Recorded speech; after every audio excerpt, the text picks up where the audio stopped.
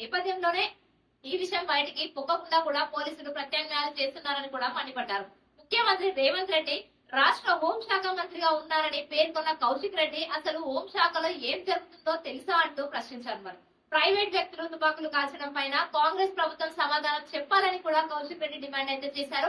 ఒకవేళ తాను చేసిన ఆరోపణలు అసత్యాలు అని నిరూపిస్తే తాను తన ఎమ్మెల్యే పదవికి రాజీనామా చేసి రాజకీయాల నుంచి శాశ్వతంగా కూడా తప్పుకుంటారని ప్రకటించారు.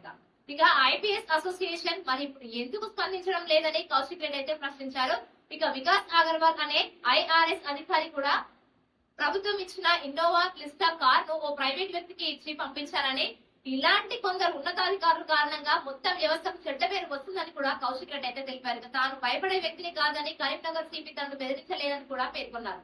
సిపికి ఇంటెలిజెన్స్ ఉంటే తనకు లక్షలాది మంది బీఆర్ఎస్ కార్యకర్తలకు సమాచారం ఇచ్చే వాళ్ళు ఉన్నారంటూ కౌశిక్ రెడ్డి అయితే తీవ్రమైన విమర్శలు అయితే చేశారు. మరి ఇలాంటి